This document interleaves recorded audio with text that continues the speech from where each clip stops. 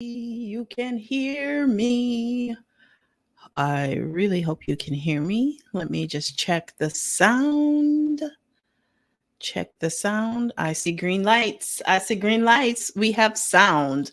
Okay. Hello, hello, hello. Tamara Hamilton here. I am so excited to be here. And I know you're already thinking it. So go ahead and say it. Not the bay yang yang, the bay yang yang. Yeah, we got bangs today. I don't think we're going to have them for long. She's just something, a temporary, a little bit of a fill in. But it is Friday. The days are getting longer. We have survived daylight savings time. We are close to spring. I see the light at the end of the tunnel called winter. Okay. So it is Friday. We have on no makeup because after my 1 o'clock Zoom, it is officially the weekend. Okay. So I'm very excited to be here and chat with you about a lot of updates. There's a lot going on. I was so all over the place. I couldn't even put together like an outline or an agenda, if you will. But I know the things that I want to talk about, so we're going to talk about them. And it has been so long since I have had bangs. Like I don't even know when, like ever. But we got the Bay Yang Yang. We're working the Bay Yang Yang. Okay. So maybe a little bit of side part action there. I don't know. It's really giving Tyler Perry. And I don't know that that's the look that we want to give, but it's what we're rolling with right now. So we're going to roll, keep on rolling like Proud Mary. Okay.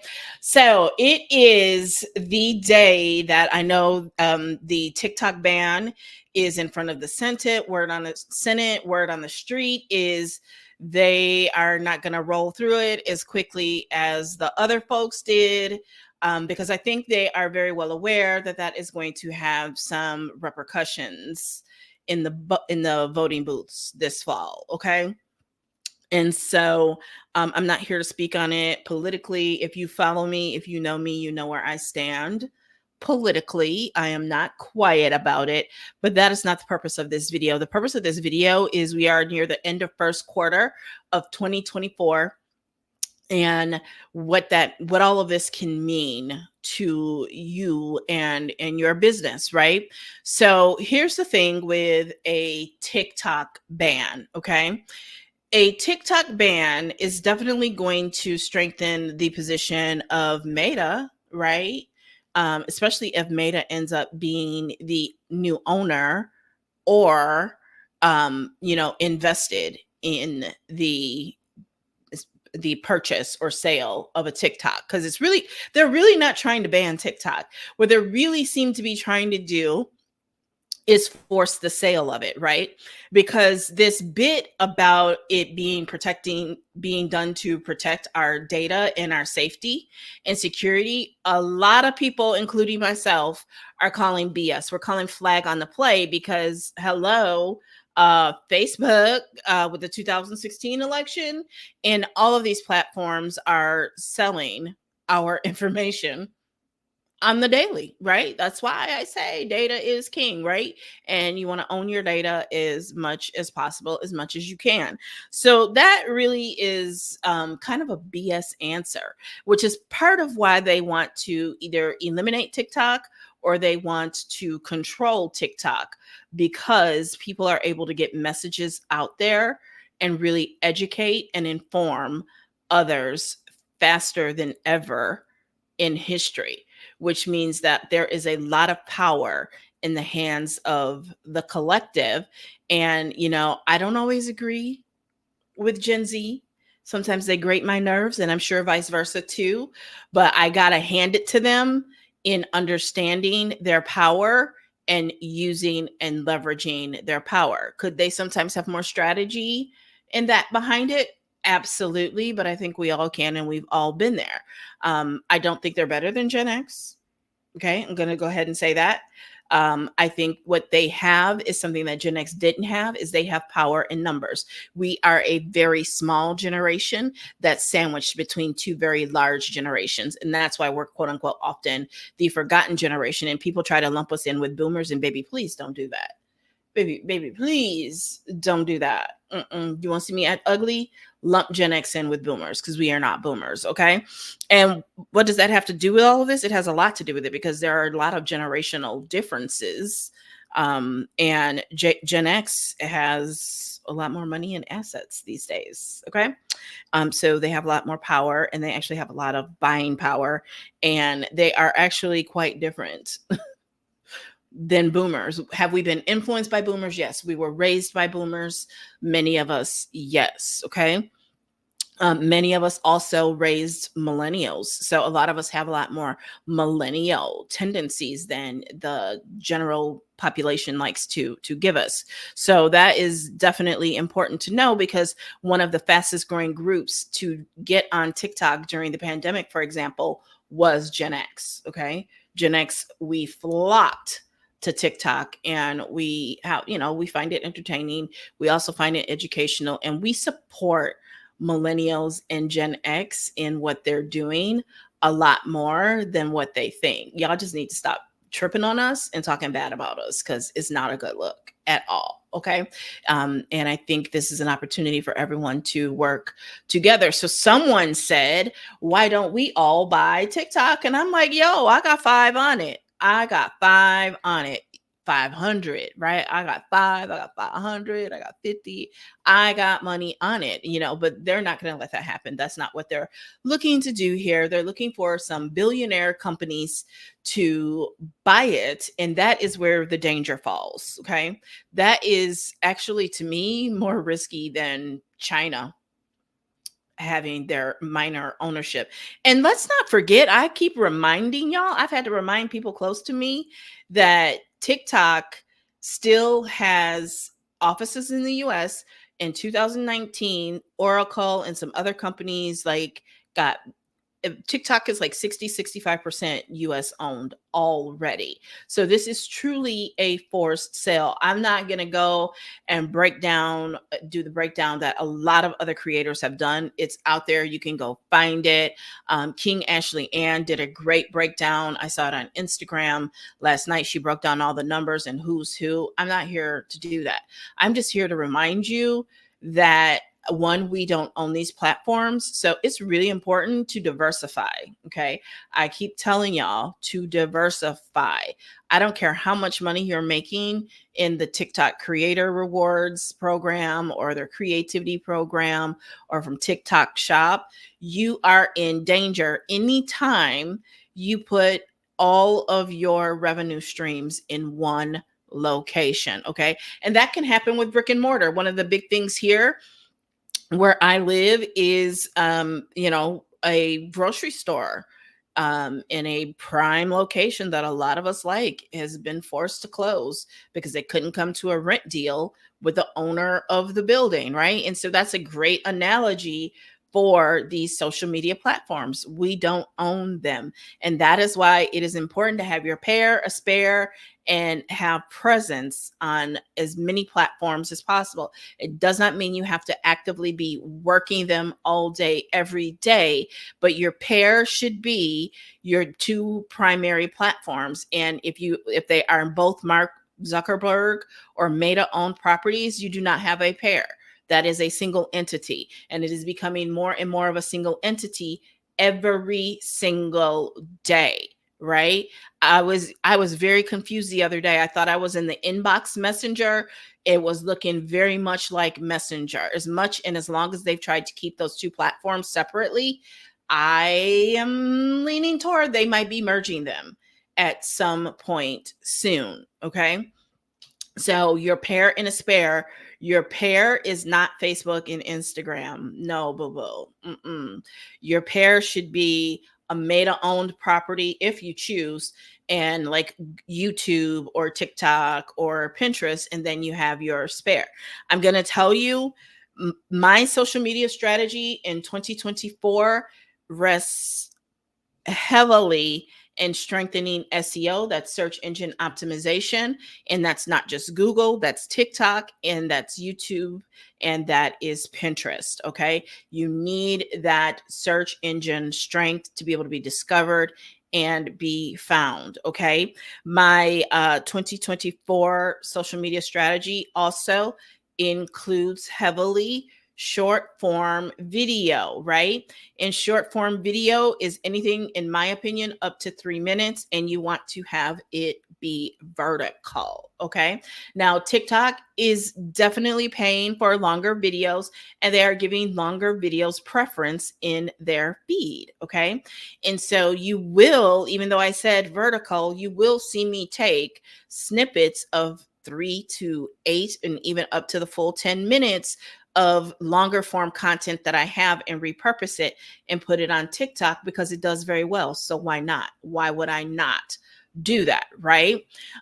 So you definitely want those in your mix. I'm not going to give my full social media strategy for 2024, but I am giving you those short form video and SEO. Okay. It's no secret that Pinterest is definitely a huge part of my 2024 social media strategy because you cannot put all of your eggs, again, in Mark Zuckerberg's baskets. And you also want to make sure that you have that search engine strength. Okay. So again, YouTube, Shorts, you want TikTok, and you want to be repurposing, resharing, and redistributing that short form video content over on to Pinterest. Okay. So that is what's new in the TikTok world. I also earlier this week shared some tips on spring cleaning your email list. Okay. Email, I didn't mention email list building as part of my 2024 social media strategy. You don't have a social media strategy to me if you're not building your email and or SMS text list. I'm going to say it again. You do not have a social media strategy if you are not collecting emails and text numbers, because you don't own these platforms, boo. So if the platform goes away tomorrow, which literally is a threat with TikTok right now, if you built a following but did not at any point collect information to be able to have contact with that following in the event of that platform being down, like, hello, we all thought we got hacked last week on Facebook and now TikTok is under threat. How are you going to continue to monetize, right? And like I always love to use the example of affiliate marketing and even network marketing, right? Because if you are selling other people's products, but you are not collecting information, you're not owning your data, you're not owning, we'll talk about your masters in a minute, you've got a problem. Houston, we've got a problem, right? Because the easiest person to sell to is someone who's already bought from you, right? You're not just building an email list, you also want to have your customer list. And if you are doing affiliate marketing and TikTok shop is the bulk of your business and you have not collected information on those people that are buying from you using TikTok shop as an affiliate, you don't even have a customer list. That is a very dangerous position to be in.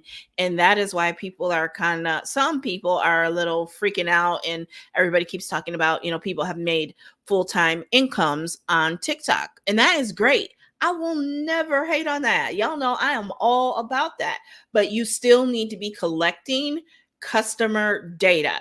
And that is why affiliate marketing is very risky as your sole business if you have nothing in front of it to know who your customers are. Okay. And that is why digital products and digital marketing are doing so well right now, because it is giving you that information. And I don't even think a lot of people truly understand how powerful that is and the power that they have when they are out here creating, marketing, and selling digital products. You are literally creating a list of customers that you can continue to build the relationship with through creating great content that converts, educates, inspires, and entertains, and you can sell to them and you can continue to ascend the relationship. And if you know what I know about social media advertising,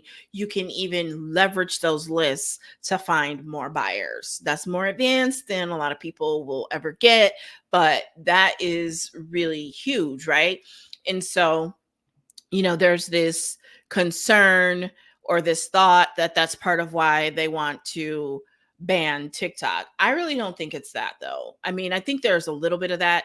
You have your corporate overlords who want to make you have to basically be their corporate slave and work for them. And when they say you can work and be with your family, when they say you can be your family, and then they own your housing and they're controlling your rent. And by controlling your rent and controlling food costs and controlling your pay, it's a little bit of a tough situation to be in. And I'm not a conspiracy theorist per se, right? I don't really go down all those rabbit holes, but I mean, if it slithers like a snake, hisses like a snake, it's a snake, right? But with that being said, yeah, I'm sure there is some of that. I really think a lot more of this has to do with the political arena and controlling the algorithms, is what I really think it boils down to. And for some of us, TikTok has not been the most friendly app, right?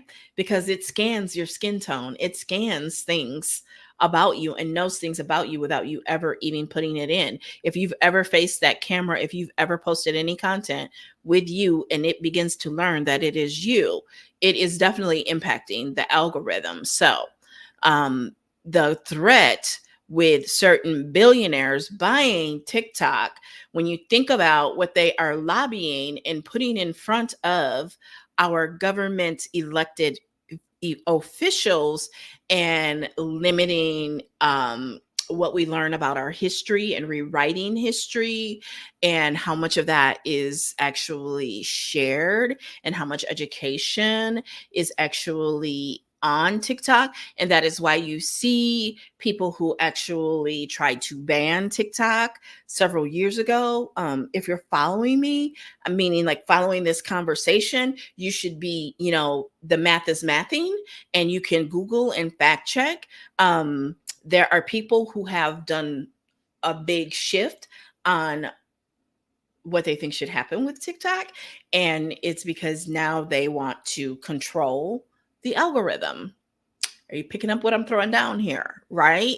The, the first person to try to ban TikTok was a few years ago. And that's when TikTok got that 60% majority. And now they're concerned, last I read, which was about 20 minutes ago, now they're concerned about, if the other people get it. But they're going to do what they're projecting that the other people, what they say the other people are going to do. Right. And I'm not even picking sides on this. I'm just telling you, as a person who wants to make sure that their grandchildren and will make sure that their grandchildren get the appropriate historical accounts. Yeah, some of us, this is not going to be a good thing if certain people get a hold of TikTok and they can own it and own the algorithm. Because again, it's not about data insecurity. Because I mean, every other week there's a data and security breach, right? Target, what other, I mean, plenty of companies have had data and security breaches, right? That's not really the issue. The real issue is who can control that algorithm and control what you see and can control us being able to interact with and educate each other. And that being said, there's still a lot of craziness that happens on the app, right? There's still a lot of misinformation, but I don't see a lot of that because I don't interact with that stuff. I don't go down those rabbit holes. Okay. So that is something we really need to be paying attention to and using our voices and our leverage on that. Okay. So back to, I was talking about spring cleaning your email list, and it's important to be building your email list, but spring cleaning your email list, let me know in the comments if you have an email list, if you have a customer list, because at the very least, you should be emailing your customers, okay? And not just when you want to sell them something. You should be emailing them a lot more frequently than most people will tell you you should email them, and a lot more frequently than you think or or are actually quote unquote comfortable emailing them right now. Because if they're truly your customer and they're your customer for the right reason, you can't email them too much. I'm going to say that again. If they're truly your customer and they're your customer for the right reason, you cannot email them too much, hypothetically, in theory, right? So I like to email my list 3 to 5 times a week. I sure do. 3 to 5 times a week. Okay. Now, with that being said, I also segment my list, right? So I email my full list at least twice a month, usually at least once a week. And then from there, I begin to segment it based on activity. And spring cleaning your email list is doing some of that segmentation with intention of, first of all, before you get them off of your email list, you want to try to re-engage them, right? So you want to run a re-engagement campaign to pull them back into the fold. You want to pull them back into being engaged and locked in with you, right? And there are a few different strategies you can do that. I have one that's worked extremely well for myself and my clients. Every time I run it, I win people back to being subscribers on my email list. Is it a whole lot of people? No. But depending on the size of your list, even if it's a handful of people, that is a major win, because once you get them re-engaged and you can, I just want to say this. A lot of us are missing the point that when you are a smaller creator, when you are a smaller business owner, when you are a solopreneur, when you are a, work from home person or business, the number one you are doing with social media, and it should be to drive conversation, should be to drive people to actually have contact with you, to want to talk to you, right? You think it's to sell. You want people to talk to you. You want them on your email list and you want them in your inbox, and you want to be able to start having conversation with them. The sales happen from conversation and from the DM, right? Because a lot of times your content is actually really going to sell them, but they're still going to be iffy until they talk to you. They just need that assurance. They just need whatever. It's just human nature, especially with so many scams that are happening and have happened, and so many larger people having abused and not being good stewards over what has been gifted to them, because it's all a gift, right? And because of that, sometimes people just need to talk to you. They need to know that you're a real person, that you actually care about them, and that you stand by your product. And there is nothing wrong with that. There are still going to be people who watch you long enough to buy while you're sleeping. But that typically is someone, and I will tell you, those are typically people who have followed me for some significant time. Okay.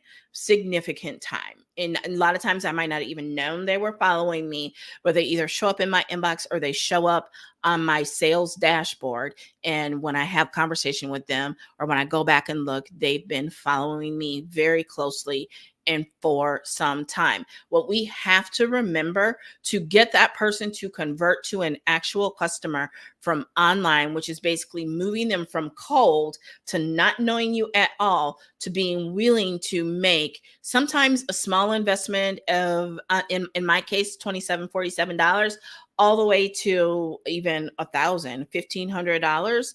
And that's a big gap, right? That's a lot of know, like, and trust that has to happen. And as one of my cohorts and one of my peers said this week, it's not all in one fell swoop. It's ascension, right?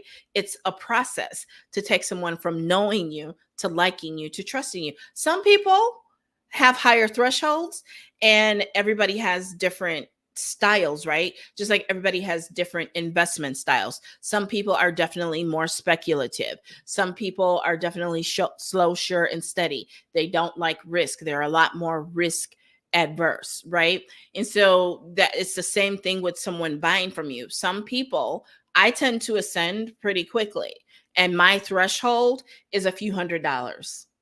Not everybody is like that, though. Some people are going to have a lower threshold to be willing to test you out and see what they can do with you, right? And so that with that being said, and when we look at traditional advertising, right, there's this thing called frequency, right? So there's frequency and number of times a person has to see an ad. And it is upwards of 17 to 19 times before somebody will pull the trigger if money is an issue. It's about 12 to 15 times if money is not an issue. They have to see you 12 to 15 times. And that is based on traditional advertising. The numbers might be greater, they might be lesser when it comes to social media marketing and advertising. And in 2024 compared to years ago, I can also tell you from 2011 data, which is nearly 15 years now, it would take 28 pieces of data for someone to make a buying decision online. It could be more pieces, it could be less pieces in 2024. I think there's also going to be some generational differences. The point is that people very rarely just make a buying decision online on impulse. And you might say, okay, well, what about TikTok Shop? Well, that's why those items are priced so low, right? And that's why you also have to be pushing weight from your iPhone, as Rick Ross said, in terms of having a lot of followers and getting millions of views for that to actually result in significant and consistent cash flow for you, because you're getting a commission off of something very inexpensive, right? And so that's why a lot of those items are so inexpensive, because people are going to test the waters with you. I remember the first time I saw a Wish ad, and no, this wig didn't come from Wish. And I think it was like $2 or $3. Like I can risk $2 or $3, right? I can risk $2 or $3 to see if this stuff is going to make it from China. And it did. It just took a little while. Okay. And so that's what people are going to do. So that's why you typically don't see people advertising their high ticket coaching and packages on social media, as the first point of contact, because most people aren't going to pay attention, they're not going to engage, and they're not going to be willing to risk that amount. There is a process, and that is what I help my clients with, is where are they with their audience? If they have an audience, do we need to build an audience? And if they have an audience, how do we ascend people from cold, like I said, to fiery hot and ready to buy? And the answer in between that is content, and email is content, and so are online and in-person events. Those are also content, especially when you follow my redistribution, resharing, and repurposing strategies. Events are definitely, they are prime content. Look at Gary Vee. What does Gary Vee do? He basically goes around, he has a podcast and he records video in his office, but he also goes around and speaks at all these events and makes sure he has rights, because a lot of times you got to read those contracts, and if not, you got to make sure you have a contract in place that says that you can do that. And you don't really see the people. A lot of the time you see him on stage. That's events that he has repurposed and turned into content. He will never run out of content. I mean, if you've got hours and hours of you speaking, that's a lot of content, right? And that works really well because you're getting in front of all these people who now are beginning to know, like, and trust. And this is how a lot of people build their followings really, really fast, is because they do a lot of speaking, they do a lot of podcasts, they have their Dream 100, and people are beginning to follow them. And then they also can get press coverage from that. And when you get that press coverage and it drops in your Instagram handle, for example, boom, you get a lot of people following you. And then you got to make sure, as you're getting that press coverage, you're pumping out content, because now that content is going to go further and reach more people, because now all of these people are coming and looking for your social media and they are following it. That signals the algorithm that you are someone that people want to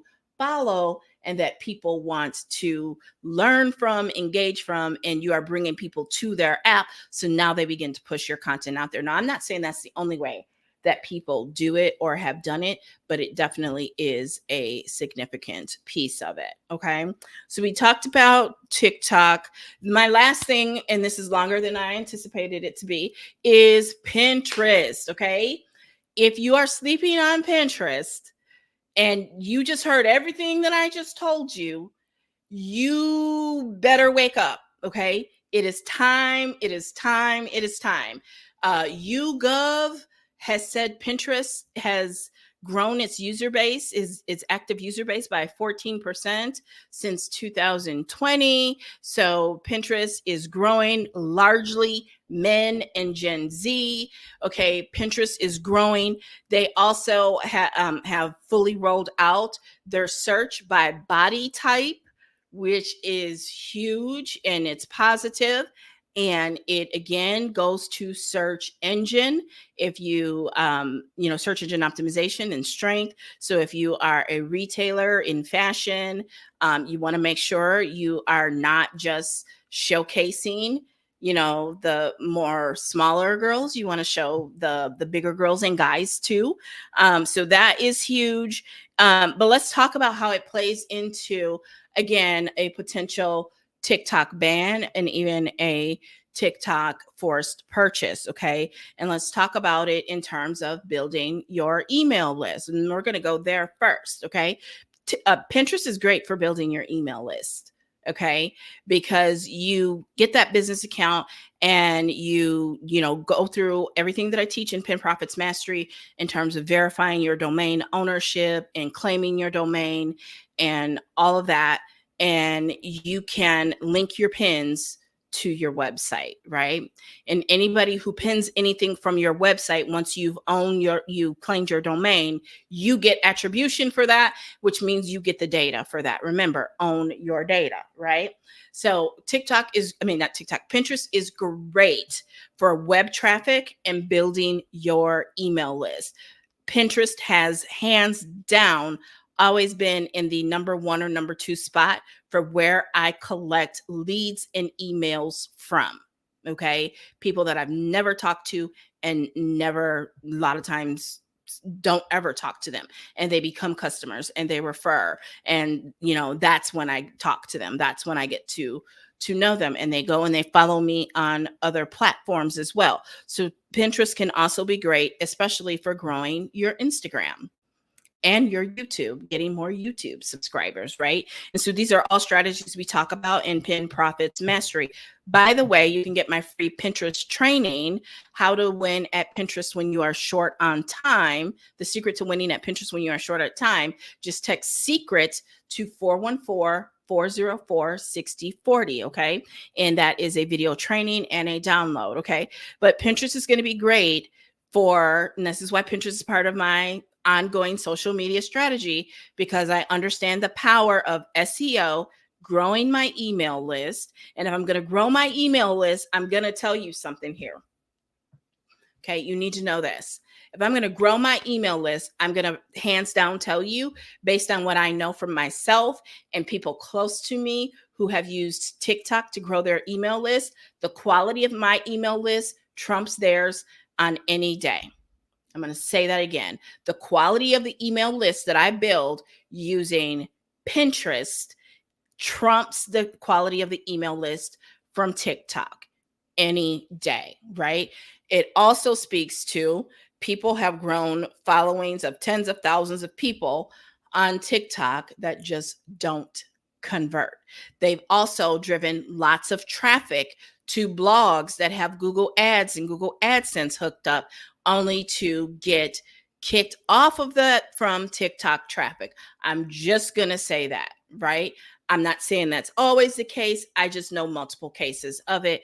Whereas the traffic that I have gotten from Pinterest has been good quality traffic and good quality leads that convert, right? It converts at multiple points along the value chain, meaning, again, from cold to piping hot. It is full, quote unquote, full funnel. Okay. And so that is one of the great things about Pinterest, right? You need web traffic. Stop chasing likes. Stop chasing comments. You need action takers. And the people online who are searching, hello, is this thing on? The people online who are searching, they are action takers. They are ready to take some sort of action. Okay. That's so important to know. Okay. And when it comes to what is happening with TikTok, my prediction is not all, but there is a certain segment that is already going from TikTok to Pinterest, and that is only going to grow. Remember what I said, Pinterest has grown 14% since 2020, and a huge chunk of that is not only men, but Gen Z, which is what made TikTok blow up in the first place. So the next place, a lot of them are already going and will continue to go, and in large numbers will be Pinterest. So here's the thing: get ready, be ready, stay ready. You need to get on Pinterest and start building the trust, the authority with the platform now rather than later. Trust me on this. Trust me on this, because it is a search engine. You can have pins that 6 months, 8 months, a year later just take off and go, right?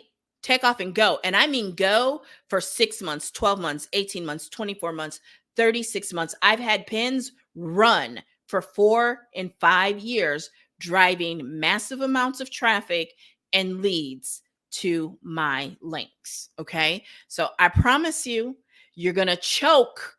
You're going to choke 6 months from now, a year from now, if you don't listen to me and start building Pinterest now. Okay. So, so, I like I said, I ran a little over, a little more than longer than I wanted to be on here, but it was good. I also kind of wanted to talk, but I think I'll save that and talk. I've been spending more time on Reddit. Reddit is a great little app to be in the know and be, again, just like Pinterest, ahead of the trend. It's really a lot more of what's happening now. And a lot of search traffic is actually going to both Pinterest and Reddit. Okay. So I'll come back and talk about that some other time, but I'm just going to drop that little Easter egg for you right there. And make sure, if you are not following me, if you are not subscribed, that you do that.